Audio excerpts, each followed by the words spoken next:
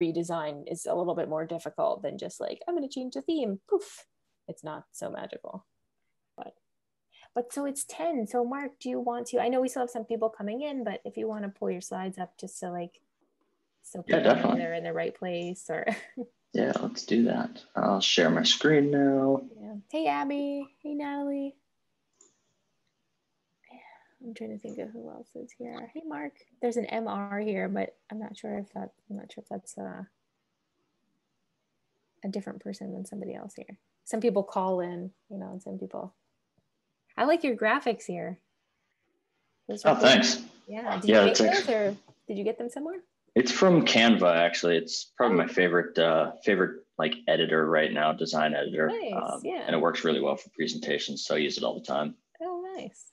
So do you do the slides in Canva too, or you just pull the graphics out to use? Yeah, I did all the slides in Canva, and then they have a really handy feature that allows you to export to PowerPoint or Google presentation or whatever. So it's awesome. Yeah. I love it. I took your this that you sent me. I just saved it out as a PDF for the website, if that's okay, just so that people, you know, if some people don't have PowerPoint, then they can just, anybody can get the PDF. So yeah, definitely. I'm also gonna I'll share the presentation on Twitter and LinkedIn afterward if anybody wants to download that PDF that way. Yeah, and once we put the video up, we'll have a whole post dedicated. So yeah, we can, and then when we put the video up, then we link back to the thing. So we try to like link it all that way. If people find you here, people find us there, people find us on YouTube, they kind of all get back to the same place. So hey Philip, hey Patty, how you guys doing this morning? Everybody's on mute. Maybe we'll just wait another 1 or 2 minutes and then we can get started. Sure. I should probably talk about the group, I guess, too. So I guess I could have done this in the 9 o'clock session, but welcome to WordPress Pittsburgh. If you haven't been to our website, check us out. It's wppittsburgh.com. We have and will have a post for each of the presentations today, including a video and the slides. And we do try to record our other presentations. So if you can't come, you can check that out after. But, you know, obviously we're on meetup.com. So that's a good place to RSVP so that you can get the link to the meetup. But then, yeah, as far as seeing the slides and stuff like that, we post those on our website. So you can subscribe to our YouTube channel to get notified of new things. We try to meet once a month. This year, obviously, was a little bit crazy, just like everybody else's year. And we probably won't have a meetup next month, you know, because of the holidays, but, you know, starting in January or February, you'll see us again. And we welcome any kind of information you want to learn. So if there's something you want to learn about, you know, a specific theme or plugin or, I don't know, hosting or anything like that, we can find a speaker for that, do our best. Or if you want to speak on something, we also welcome speakers targeted at all levels too, right? So beginners, intro, you just want to teach a little bit like how to create a page, you know, from something as very basic as that to anything really, you know, something very advanced. So, and anything in between. It should relate to WordPress, but we've done presentations before on, you know, marketing. Obviously the talks today we have are a little bit more about what to do with a site that you already have instead of how to build a site from scratch. So we're assuming that you have a site and we are assuming that you then want to do something with it. So my favorite question to ask, and then what? So you built this site and then what? Like, how do we get some exposure for it? How do we get traffic back to it? So those are all things that are really important. So I see we have a lot of people coming in. Hey, Elizabeth. Well, the names kind of all jump around. We've got a couple Marks. Hey, all Marks here. But yeah, so do you want to get started, Mark? Yeah, definitely. I can dive right in. Let me minimize this screen. There we go. Yeah, so I am Mark Rogers. I'm a content marketer working at a content agency. Today I'm going to be talking about how to use SEO and content marketing to basically get more traffic to your website. I really love using these two together. There's all sorts of types of content marketing, but using SEO in conjunction with content marketing is, in my opinion, the best way to go about getting sustainable traffic to your website. So we'll dive right in. A little bit about me. I've been working in content marketing for coming up on a decade now, which kind of makes me a veteran in the content marketing space. I think it's like I said before, I think content marketing is just an exceptional tool for getting traffic to your website. It's really good at building brand awareness, getting more business. Really, everything you want to do in terms of growing your business can be done through content marketing.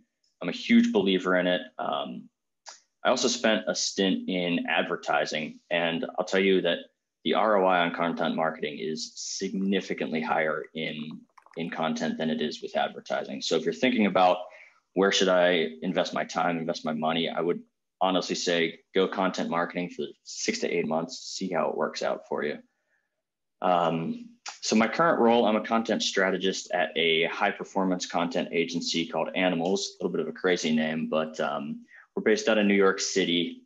I work remotely from Pittsburgh, and I lead a team of 8 content marketers, and we work across 17 customers. That's just my team, but our customers are probably a lot of companies you've heard of. We work with a lot of like Fortune 500 and venture-backed companies, Slack, Google, Amazon. Those are just a couple examples of a few of our customers. But we also work with really small companies, and those are the ones I'm going to focus mostly on today, because I don't think we have anybody from Slack or Google on the call today. But that's totally fine. My team of 8 content marketers, we specialize in data-driven content, which is really where SEO comes into play. SEO is the major component to data-driven content. So we're using data to inform how to build and how to write and how to create content marketing. And just a little plug for my Twitter. If you guys want to follow me there, I tweet a lot about content marketing. So here's what we're going to be talking about today. I've got 4 main sections that I want to get through. First, we've got content marketing fundamentals, and these are essentially the table stakes, things you need to understand about content marketing before you really dive into it.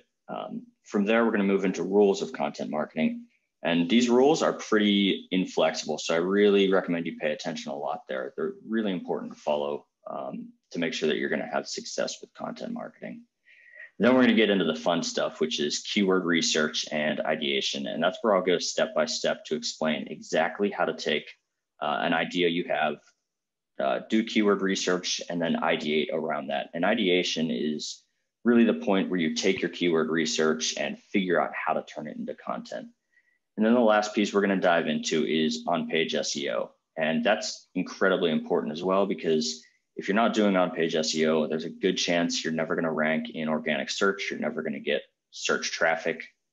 So on-page SEO is incredibly important. So let's get right into chapter 1. So content marketing fundamentals. Like I said before, these are kind of the table stakes, things you have to understand about content marketing before diving into it. So I always like to start with a definition of content marketing. I know a lot of people know what content marketing is, but there's really 2 things about this definition that really stand out. So content marketing is the process of creating and distributing content designed to connect with your target audience. And those 2 things there, distributing and connecting, that's where Google and the other search engines really come into play. All the search engines are great at distributing content. They're great places to get your content onto. And the benefit there is it's also a good place to connect with your target audience, because your audience is Google searching things. They're going to Bing. They're going to, it's probably mostly just Google, to be honest. There's very small percentages of people using Bing, but it's the reason I mentioned that is just because, like I said, it's a good place to both distribute and connect with your audience. Like I mentioned before, there are other types of content marketing that aren't search specific, optimized for search engines. But those ones, I honestly don't think those other platforms do as good of a job of both distributing and connecting with your audience. So one of the questions I usually get right off the bat when I'm talking to people about content marketing is, does it actually work? There's a lot of hype built up around it. There's a lot of confusion built up around it. And like I said early on in the presentations, definitely 100% works. So I've got a couple examples here of data from a few of my clients. This one here I really like because they're an established software company. They've been around for about 10 years and they've been doing content marketing, but didn't really have a solid strategy to doing it. So we started working together in October 2019. And the reason I really like this is because it shows kind of the long game of content marketing. When we first started working in October 2019, we were publishing content then. And you can see in November, we really didn't have any successes. And in December, we still didn't really have any successes. That's December right there. It wasn't until January of 2020 when we first saw the first uptick in traffic to the company's website. And that's really important to point out because a lot of times when you guys start publishing content, you're not going to see success right away. And it can be really frustrating, but you just got to stick with it. And especially if you follow the plan that I'm going to lay out a little later in this presentation. If you follow that plan, you definitely will have success. It's just you've got to get through the frustration of not seeing page views increase. And I know firsthand it can be really frustrating. So that's the reason I highlight this graph, because we had 3 solid months of no traffic growth, and then January it spiked, and then February it spiked a little higher, and then March and April up again. And then this is cool also because May, June, July, they actually kind of plateaued. We didn't really see any successes, any growth here. We're still higher than where we started at back in October, but really plateaued. And the point is here, again, we kept going with our original plan. We didn't shift strategies. We didn't quit. We kept going. And then September, we had another nice spike, and data's still coming in from October, but October's looking like it's also going to spike again.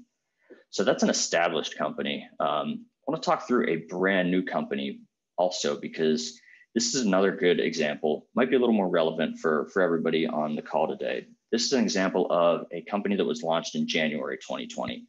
Started working together in February when their blog had, I think we got 20 or 30 page views in February, which is what that arrow signifies. So basically nothing. And so we started putting together a content marketing plan, put together a strategy, and really just started publishing content. And almost right away, we saw a little lift in March. So still relatively low. I think March was roughly 120 page views for their content that month. And then April started that trajectory upward. And then May, again, upward. And then we actually had a dip in June. And the reason I point this out is because, again, just like the previous chart, you're going to see dips, you're going to see plateaus in your page view performance.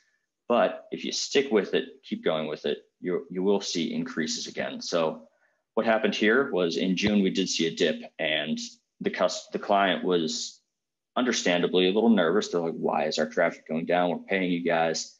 And we essentially had to tell them, we have to stick with the plan.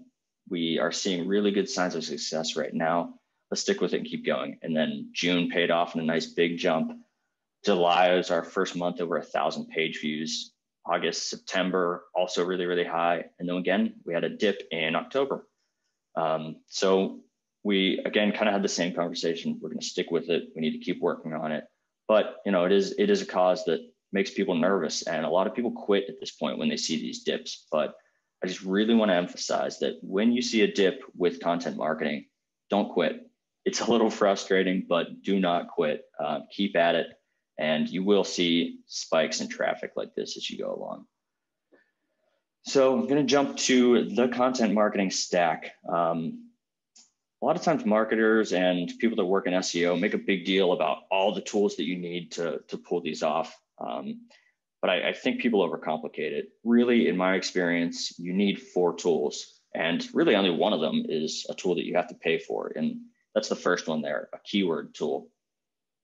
So I'll get into exactly what a good keyword tool is a little later in this presentation, but the other important tools you need are Google Analytics, which is a free tool. You need some sort of spreadsheet like Excel or Google Sheets, also free. And then you need a place to publish your content like WordPress. But you can also publish on Medium or really any other publishing platform or website builder. So we're going to move right into the rules of the game. Like I said before, there's specific rules you really have to stick to with content marketing to see a good payoff. So the first rule is that you definitely need to create high quality content. And a lot of people talk about high quality content, but I think it's another one that there's a lot of ambiguity around it. People don't exactly know what that means. But at my agency, we spend a lot of time understanding and reverse engineering quality content. And really what we've come across is that there's 4 main things that all quality content hits. It's these points right here. Every piece of quality content is compelling, it's logical, it's authoritative, and it's exhaustive. So what that means is every piece is compelling. Does it capture attention from your readers? Is it something that if they're Google searching, are they going to see the title to your piece of content and want to click on it? Does it grab their attention? Is it logical? Is it just, as they read through your content, does it just make sense? Is the flow what they would expect to read? Authoritativeness, is it authoritative? This is one area that I think a lot of people miss out on, is authoritativeness. And I highly recommend focusing on that. And that's essentially just telling people essentially why they should listen to you. An authority can be built up in a couple different ways. You can, if you're an expert on a topic, that's just a great way to be an authority yourself. If you're not an expert, but you're publishing content, you can cite authoritative sources. So if you're doing research and you come across maybe a university study from Harvard, let's say, citing that helps build up your own authoritativeness. And then the last point is your piece of content exhaustive? Do you fully cover the topic at hand? So thinking about these 4 pillars here, if we look at the presentation I'm giving right now, which technically is a piece of content, this presentation is content. It's not a piece of content designed for search, but still a piece of content. So I tried to make this piece compelling by having a strong title, Unlocking SEO Through Content Marketing. I think it's pretty logical, and hopefully you guys will see that as we work through it. I worked through this presentation in the exact same way that I work on content marketing. Authoritativeness, I tried to drive that home right in that second slide when I explained who I am, the experience I've got.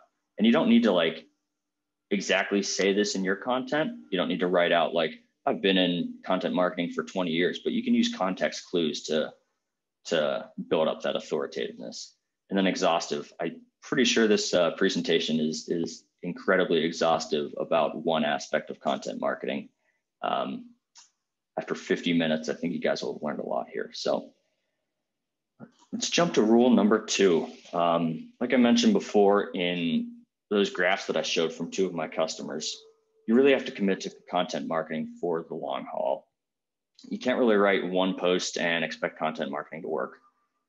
I generally caution that it takes 6 to 8 months for results to start paying off. And that's a really long time. But if you just focus on publishing 1 time per week or even once every other week, it's really not that much content that you're writing.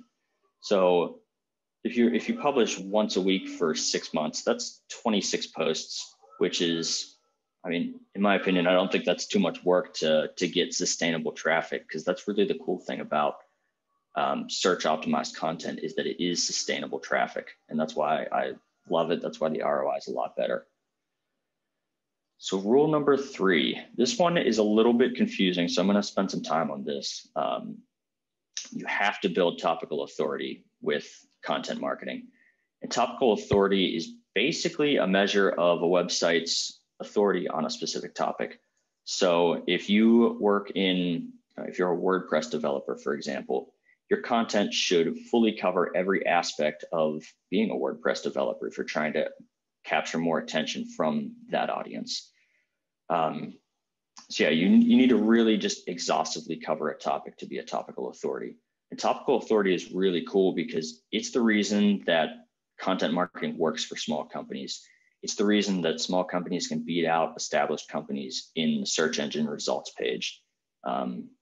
It's one of the reasons that I love search optimized content, because like I said, you can beat out those established companies. Instead of, if you're competing in advertising against them, a big established company might have $100 million budget with advertising. But when it comes to content marketing, if you focus on being a higher authority than they are, you'll be able to outrank them. You'll be able to beat them. It doesn't matter how much money they dump into content marketing. I've seen teams of just 2 content marketers be able to do some amazing things and outrank some massive, massive companies just by focusing on building up this topical authority, this idea that you really need to fully cover a topic. You need to be the experts on a specific topic. So a little more on topical authority. If you guys are familiar with the company Moz, it's an SEO company. And they're not the biggest in the space. They don't have the biggest budget, but they rank #1 for SEO. If you just Google search SEO, they are the top result for it, which is really cool. And it's worth pointing out, they didn't just write one post about SEO and quit. They weren't like, hey, we wrote one post, we're done here. They actually wrote roughly 63,000 pages about SEO just to build up their topical authority, just to gain that #1 result. This is obviously an extreme example because SEO is probably the most competitive keyword that you can go after in content marketing, in search engine optimization, at least from an organic standpoint. So yeah, I performed a little site search here just to show you how many pages that Google has indexed from Moz, and that's 63,400 different pages about SEO. So huge amount of time they spend on gaining that search result. So jump forward into rule #4. This is, again, a crucial rule with content marketing as it pertains to SEO. A lot of people think they just start writing content about whatever they want and they'll have luck with organic search. You can definitely go down that path, but I'll tell you, it's not going to pay off well for you.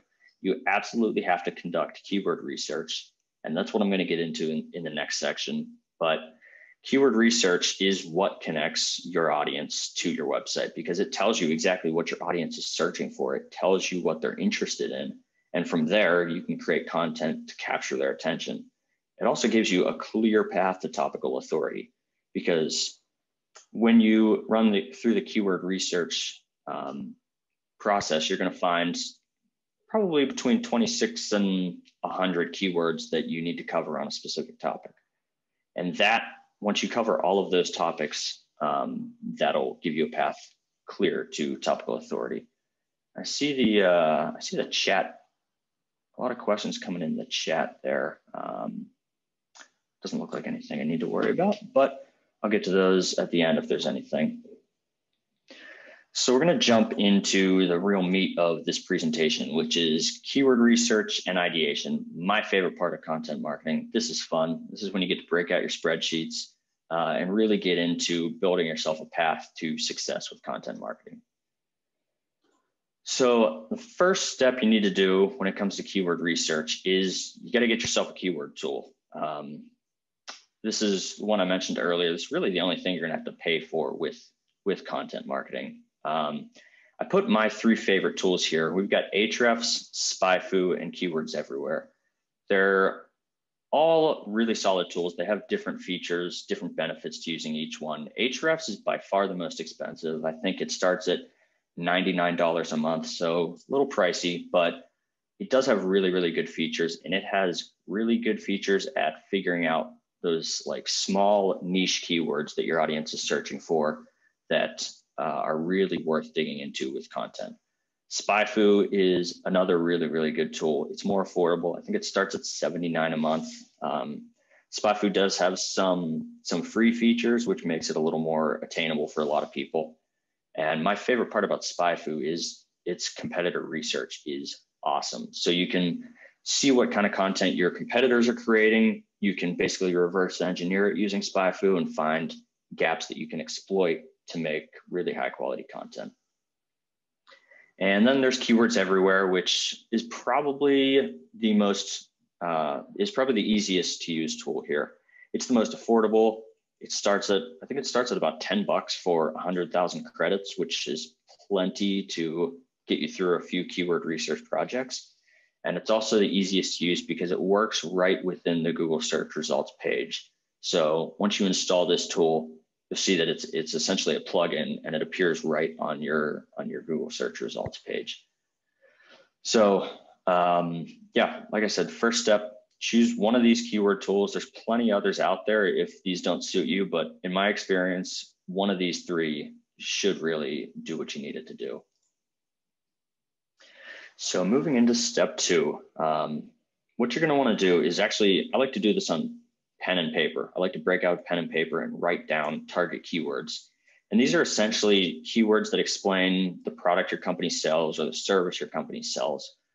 So as an example, if you have an e-commerce company that sells outdoor gear, like say you're similar to, REI, but you want to be more e-commerce focused, you just write down everything you sell: hiking boots, tents, backpacks, sleeping bags, mountain bikes. Just keep listing things until basically you've listed everything that you sell.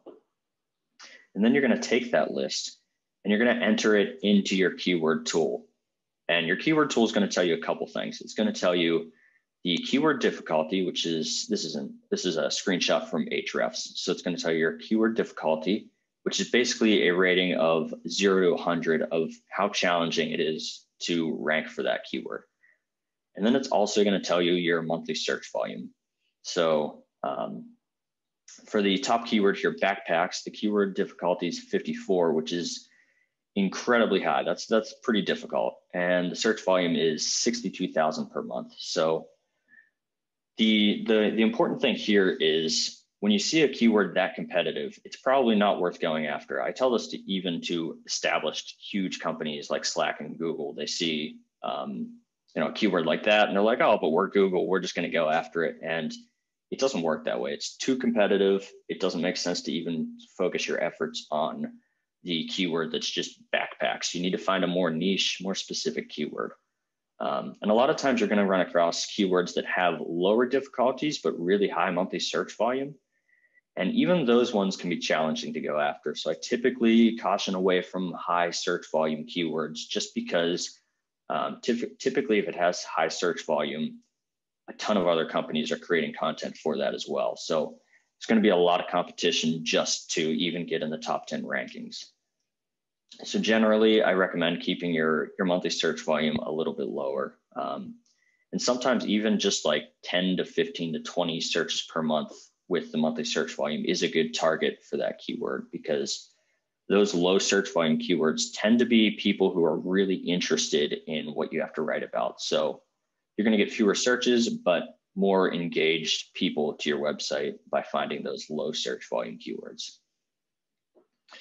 So once you've got all your keywords loaded into your keyword tool, the next step you're going to want to do is you need to find long tail related keywords or keywords that have the same terms. And I've got some screenshots here from all three of the tools that I mentioned, because all three of them give you the ability to easily find those long tail keywords. And what I mean by long tail keywords is those are the keywords that have your root keyword in it. So sleeping bags, for example, if we're using our e-commerce outdoor company, sleeping bags is our short tail keyword. That's the root. A long tail keyword might be something like, where do I buy sleeping bags? That's long tail because there are a lot more words surrounding your root keyword of sleeping bags. So once you drop all those keywords into your keyword tool, you're going to want to search for the long tail keywords from there. In SpyFu, it's called related keywords. In Ahrefs, it's called having the same terms. And Keywords Everywhere, they've got a nice little button that just clearly explains it: find long tail keywords. So once you click into one of those, it's going to give you the option to download a spreadsheet. And like I said before, spreadsheets are really, that's where the fun happens. This is really where you get to dig in and find an area that you can exploit for content marketing. So you're going to download the spreadsheet of your keyword and you're going to want to start filtering through it. So first couple things you're going to do is try to find keywords that have a difficulty of less than 15. Like I said, the high keyword difficulty keywords are going to be incredibly difficult to rank for. So pretty much for any company that I talk to, I recommend they start with keywords that are less than 15 keyword difficulty. Again, low search volume is another really important thing that you're going to want to focus on.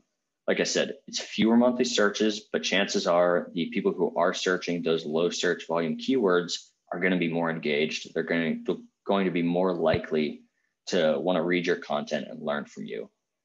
And the last point that I always like to make is avoid branded keywords. And by branded keywords, I mean you want to avoid the keywords that have another company's name attached to it. So with our sleeping bags example for our e-commerce outdoor company, you might come across keywords that are say like REI sleeping bags. When the brand name REI is attached to it, it makes it really, really challenging to create a piece of content that's going to rank highly for that keyword.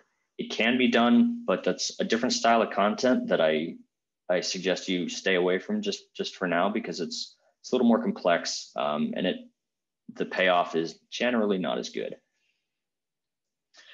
So I've got a screenshot here from a spreadsheet I actually did for keyword research for our fictitious outdoor e-commerce company. So what I did as I went through the spreadsheet, I started looking for keywords that match the points that I made on the previous slide. So keyword difficulty of less than 15, decent monthly search volume, some of these are pretty high, but not super low as well. And then I went through and highlighted the ones that don't have brand names attached to them. And when you download this spreadsheet, you're going to come across probably anywhere between 200 and 1,000 keywords, but you really need to sort through this one by one and just highlight the keywords that might make sense for a piece of content.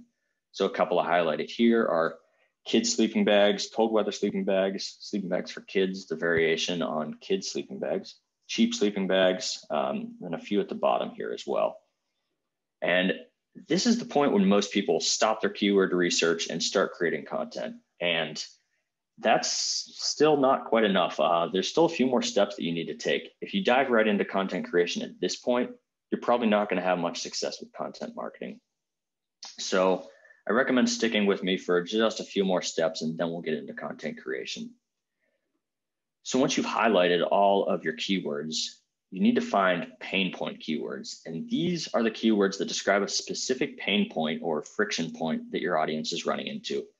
These are essentially the keywords your audience is going to Google and saying, I have a problem, what's the solution? And this is where content marketing really fits in perfectly, because you can create content that gives people the solution. And as they read through your solution, they might understand your website, build up a little bit of trust in you. And then chances are when it comes to actually buy whatever product they're looking for, they're going to remember that, oh, this website was really helpful. They had a solution to solve a pain point that I ran into earlier. And let's go at least check out their products, see if I want to buy from them. So those pain point keywords are incredibly, incredibly valuable into finding content marketing keywords. So I'm going to jump into the next step, which is actually finding those pain point keywords. So I put together a list of 4 keywords from the sleeping bag spreadsheet that I put together for our e-commerce company. And of these 4 keywords, I want you guys just to take a second and think through them. Which one do you think is the pain point keyword here? We've got sleeping bags for kids, which has a keyword difficulty of 6, nice and low, at a monthly search volume of 1,800, which is pretty decent. That's a good search volume to go after. We've got cheap sleeping bags, keyword difficulty of 5 and search volume of 900. We got best cold weather sleeping bags, 11 and 450. And then wash sleeping bags, which is keyword difficulty of 8 and monthly search volume of 400. So again, we're looking for the pain point keyword here. I'm going to run through these. So it's not the first keyword. This first keyword here is not your pain point. This one is actually a purchase intent keyword, meaning that people have the intent to purchase a sleeping bag for their kid. So we've got 3 left. Which of these 3 do you think is the pain point keyword? It's not cheap sleeping bags either. That's another purchase intent keyword. This signifies that people are looking to purchase a cheap sleeping bag.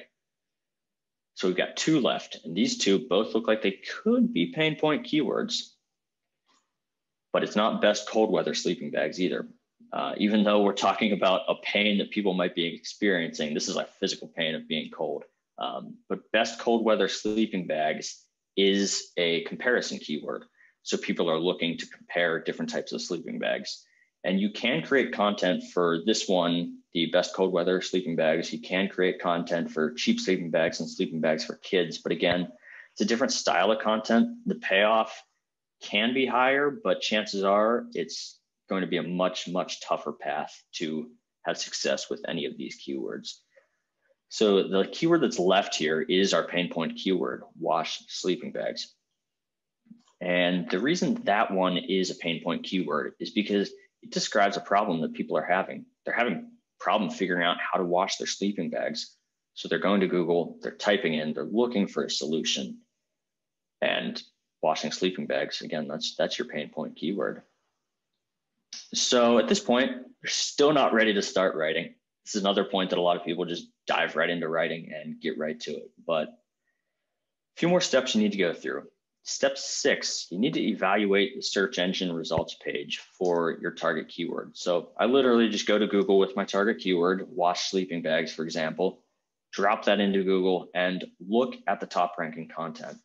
I look through the top 10 posts. I try to find out what makes them high quality, where do they fall short in terms of quality, and what can I leverage to make my content higher quality than those pieces. And again, I highlighted quality because this comes back to that slide early on in this presentation when I talked about quality.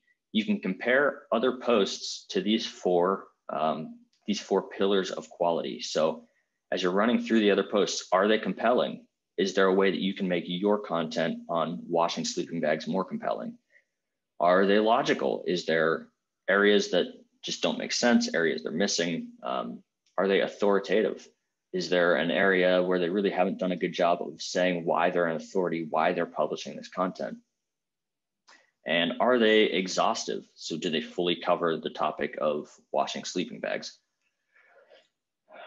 So let's dig a little deeper into step 6 of evaluating the SERP. So once you've gone through and evaluated all of your organic competitor content, those are the pieces of content that rank highly in Google search. The next thing you're going to want to do is pay attention to the search engine results page for what we call search features. These are the people also ask questions and their searches related to keywords. What you want to do here is simply just note all of these things down because these are going to be really important pieces to include in your piece of content marketing. So chances are if people are also asking about, can I put a sleeping bag in the washing machine? That's something you should include in your piece of content. If they're asking, how do you wash and dry a sleeping bag? That's something you're going to want to include in your piece of content. So I always recommend, this is another point where I like to write things down longhand. So I'm always using my notepad, but I'll actually write down all these things as I go through and identify the points that I really need to cover or our team really needs to cover in the piece of content. So at this point, still not ready to dive into writing. I know it seems like you should be, we've done a lot of work up to this point, but there's still one more step that we got to go through. And this is identifying your angle. This is when you essentially figure out what angle you can take to make your piece of content stronger than the top ranking piece of content. So I've given a few of my top examples here. So if you have access to a community, you can ask your community their advice on a specific topic. And I'll do this a lot. Sometimes I'll go to some of our customers, they have communities. Sometimes I'll go to Reddit or other forums and just ask people, how do you guys wash your sleeping bags? And the answers that people give can be turned into really compelling content. I typically recommend that you ask those people that you use their answer in a piece of content. But with that, if you were writing that if you're writing that sleeping bag content for that outdoor e-commerce company and you ask their community, how do you guys wash your sleeping bags? You can come up with a really, really interesting angle here, how to wash sleeping bags according to 15 outdoor experts. And I just underlined the keyword there just to call it out a little bit. If you have a contrarian view, which is essentially a view that goes opposite of popular opinion, that can create really compelling content as well. I always caution contrarian content a little bit. It can work really well, but at the same time, if you don't have really strong evidence to back up your view, then you're probably going to fail with that style of content. And then there's my favorite type of content. My favorite angle is, can you test it? And this is, like I said early on in the presentation, my team specializes in data-driven content. This is where we find some of our best angles are within different tests that we're able to perform. So if you're that outdoor e-commerce company, you might test 6 different ways to wash sleeping bags and create a really compelling piece of content around that. And again, I underlined all the keywords in every title here because it's an easy way to tie in your title keyword. So we're on to step 8, start writing. There's really no secrets to this one. It's just time to get down to work and start writing your content.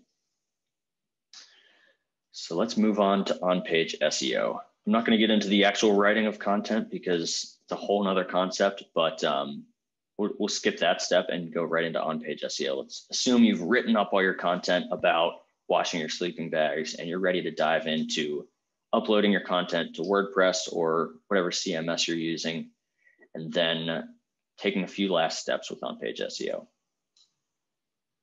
So a couple things you need to do with on-page SEO. First, you need to use keywords in your title, which from those examples on the previous slide, I used the keyword in every single one of those titles. You also need to use headers with the keyword in it. And these are, your H2, your H3 tags that mention the keyword. And I also recommend that you naturally use the keyword and variations of the keyword in the body text. And that's really important, this point here, naturally using the keyword and variations in the body text. If you're trying to pack the keyword in too much, like if we're saying wash sleeping bags over and over again, Google is going to understand that you're trying to do what's called keyword stuffing, which is essentially a form of spam.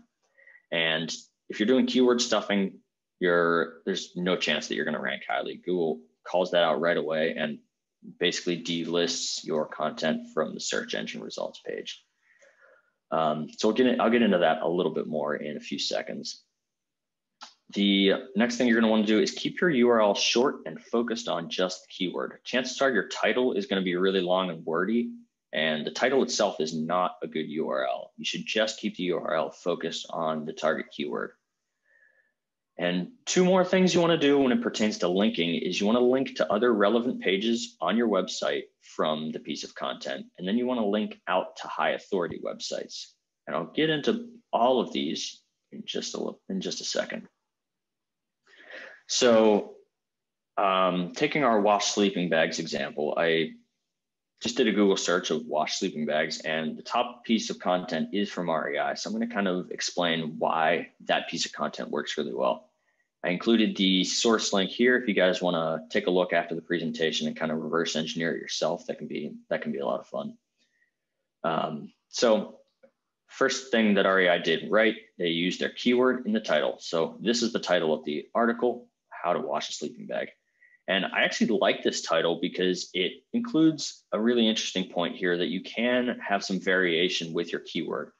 They didn't just do how to wash sleeping bags, they did how to wash a sleeping bag because it's a little more grammatically correct and it's a little more natural to read. And that's a really important point. A lot of times with your target keyword, you can insert little modifiers like how to wash a sleeping bag, how to wash my sleeping bag, your sleeping bag.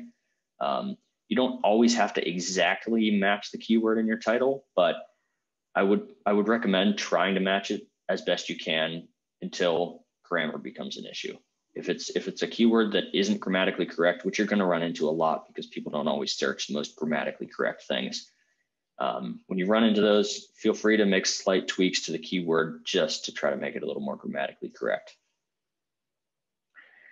So our next point to on-page SEO is that you're going to want to use headers with the keyword in them. So this is a few examples from that REI article. They've got H2s, heading 2s, which is how to hand wash a sleeping bag. There's our keyword again with the modifier. How to machine wash a sleeping bag, another keyword there with modifier. And then they've got H3s with the keyword as well. So how to wash a down sleeping bag. And this is down sleeping bag is a variation on our root short tail keyword of wash sleeping bags. So it's definitely okay to use those variation keywords, and it actually creates a stronger piece of content when you do create those variation keywords. And the next step you need to make sure you do is naturally use the keyword and variations in the body text. So again, we've got wash my sleeping bag, that's our keyword. But REI in this piece does a really solid job of using variations of it as well. Rather than saying wash your sleeping bag every single time, they've just shortened it to wash your bag, which is totally an acceptable way to go about things. Google's smart enough to understand that this overall piece is about sleeping bags. So if we're just shortening it in certain instances to wash your bag, totally acceptable. Great way to approach it. Really like the way REI naturally does this. And the next point you're going to want to do is to keep your URL short and focused on the keyword. This is actually where REI falls short. Their URL was really long, and they're able to rank for it because they have a topical authority on outdoor gear, cleaning outdoor gear, even though their URL isn't the best structure for URL. So I would typically recommend your URL be something similar to this, yourwebsite.com/blog or wherever your content lives, and then the keyword, wash sleeping bags. It's just that simple.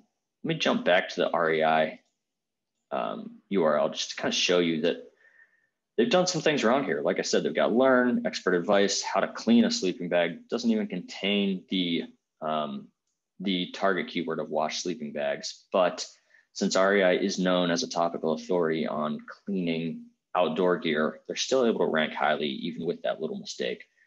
So that's something that is actually a point that you can exploit, because if you create your URL to be much shorter, much more focused on the keyword, there's a chance you can outrank REI. And that's the cool thing about content marketing. There's always going to be little mistakes that other people make that you can exploit and create really compelling content out of. So let's jump back to where we were, the URL. And next step you're going to want to do is link to other relevant pages on your website. This is maybe the most overlooked part of content marketing. People always forget to build up good internal links on their own website. Internal links essentially just help Google understand how your website works together. So I put a couple arrows here of how REI's piece does make great use of internal linking. They've linked to their sleeping bags product page. They linked to another article about hand washing gear. And then they link to another article about storing gear at the end of the season. Just those little links help Google work its way through your website, understand how your website links together. And to kind of visualize this a little bit more, my agency recently did a study of internal linking. And what we found is that most of the top ranking content for a given search results page, the top ranking piece itself has a ton of internal links pointing to it on specific websites. So this chart here is one that we put together from one of our customers. And what you're seeing here is this big, massive circle in the center is one piece of content that this company published. And the reason the circle's so huge is because it has 81 other links on this company's website pointing to this, essentially telling Google that this page is really, really high priority for us. And this page is their top ranking, is their target keyword, their #1 most important keyword, and they rank #1 for it. So really cool to see the power of internal links there. And these other bigger circles are other really important pages on this company's website that have a ton of internal links pointing to them. And they also rank #1 for all of these big circles here. So really impactful to see. If you guys want to read the full report, I included the source link here. And like I said, I'll tweet this presentation out afterwards. And Renee is also going to share the presentation as well. So you can jump into that and dig through this research and find some really compelling information about on-page SEO. One of the last points I want to make is about the value of linking out to high authority websites. So it's actually a best practice to link to other authority websites on a specific topic that you're talking about. So REI's piece does this again really well in the fact that they link out to Rainy Pass Repair, which is a company that is known for cleaning and repairing gear. So just by linking out to that, you're helping Google understand that you're creating high quality content. You're not only focused on yourself, you're focused on helping the reader actually find a solution here. And that's a really important point to make because Google they're looking at all these links that you're including here. And if they see you linking out to other high authority pages, they're going to be like, oh, wow, you guys are actually focused on creating some helpful, useful content for your target audience. And that's really the key of content marketing, is creating helpful, useful content for your target audience. And part of that is linking out to other websites. And that's another point that a lot of people just gloss over, skip through. But I always recommend make sure you're including those relevant external links as they fit. So if you've done all of that, your next step is just to publish your piece. And then after that, rinse and repeat. So restart the process. Jump all the way back to your keyword research, go through the whole process again. Typically, I recommend batching out your keyword research. So come up with 10, 12, 15 keywords that are pain point keywords that you're going to write about at one time, and then spend the next 10, 12, 15 weeks writing those keywords out. And then you can jump back and repeat your keyword research. Like I said before, it's a really long process, but it pays off. And it's totally worth it when you see that sustainable traffic just continually coming to your website without you having to put more money into advertising or anything like that. So that's my entire presentation. Wanted to leave some time for questions. Who's got questions? There's a few questions there, Mark. So if you look, Mark Worrell posted about 1026. Do you consider exhaustive content as long form content, i.e. 3,000 words? I don't know if you want to just scroll back up and read it. And then we have a couple questions from there. That's a great question about exhaustive content there, Mark. So I think there's some misconception around how long a piece of content needs to be.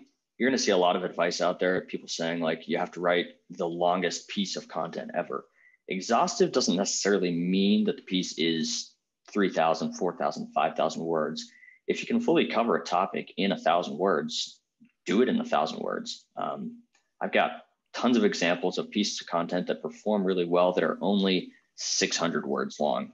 And that's an area that people miss out on a lot. They spend too much time creating content that is essentially overly exhaustive. It explains too much. It isn't helpful for the reader because there's way too much in it. And as a result, their 3,000 word piece isn't going to rank highly. So yeah, I definitely recommend like don't get too hung up on word count. Just focus on covering the topic as much as you possibly can in whatever word count it works out to be. So let's see. Mark, did that answer your question? Cool, awesome.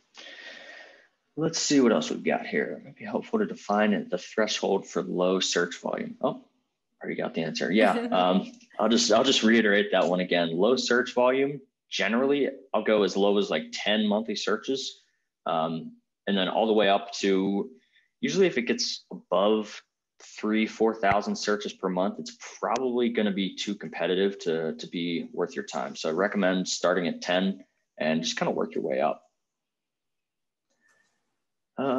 Let's see, what is your opinion about having blog on a subdomain featuring your posts that link to your website? Also,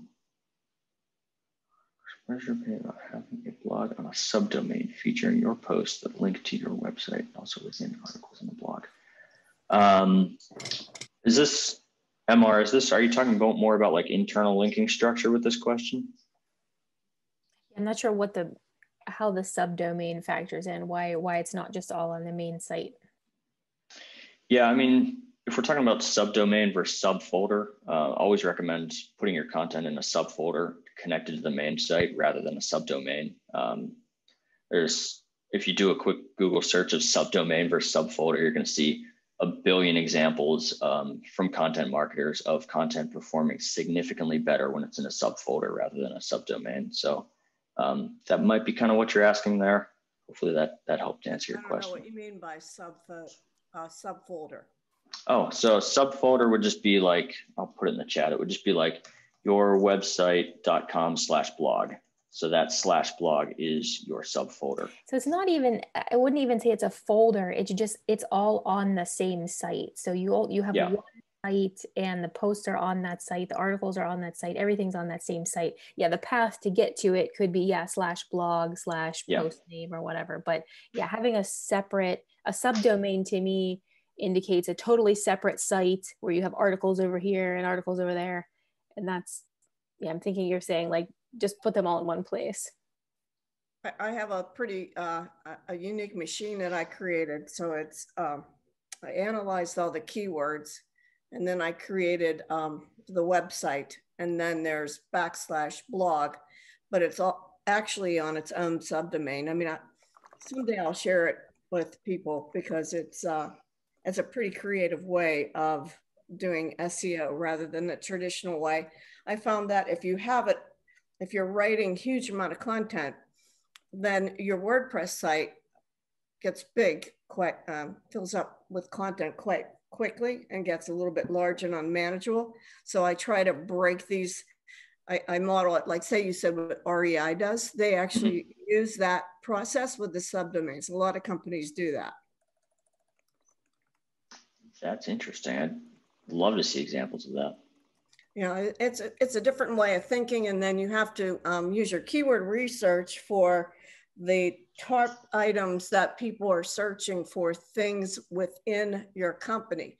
So then within your blog, then you further drill down, and then you write for only on those particular keyword subjects, and then the articles appear within. It's hard, it's kind of convoluted and hard to explain. And then the other component involved with that is, locational SEO. So you want to show up if you're like in a particular city and you have a location in 3 or 4 cities, or maybe 50 or 60 within a metropolitan area. You want to make sure that if the person is there with their phone or device or whatever they're using, that you locationally show up. So I've figured a way out to do that too, because you could be searching for something and you're not in the near me parameter, so to speak. So if you're not there, then you don't show up. So, Google's doing a lot of tricky things with the artificial intelligence stuff. Definitely. So there's only one way to kind of beat them at that. You can write all kind of content that you want, but if someone's on their phone and let's say they're in Tampa and someone is, that's part of your market and your customer base are also in St. Petersburg, there's a way that you can get to show up in those results based on the geolocation of that phone. So it's a whole nother thing. I found that content writing isn't kind of like doing me as good as the locational search. Yeah. I mean, that's a good point. Honestly, there's huge differences between local SEO, localized SEO, and content marketing SEO. They can both work really well. The style of SEO content that I've talked through in this presentation definitely isn't great for local searches. So if you have physical locations that you really want to rank highly for, there's a lot of other ways you can go about that. Well, I also like creating, I have 10 or 12 different sites, like on Medium, Blogger, Dig, Reddit, all those. So I take that content that I publish on the one blog site, and then I push it out to all those sources all at the same time. And then I make it evergreen and, cycle it through with another plugin, missing letter, so that it'll continue to publish that content over and over as many times as you want it to make it relevant. So you're not writing and working so much. If you do a piece that's really, really good and you've pushed it up everywhere that you could possibly push it, LinkedIn, you name it, then you drip that content out over and over again over a year, and then it gets more traction. So instead of a one and done thing, you have more of an evergreen process. And then also I make a video that corresponds with the blog that goes up on YouTube.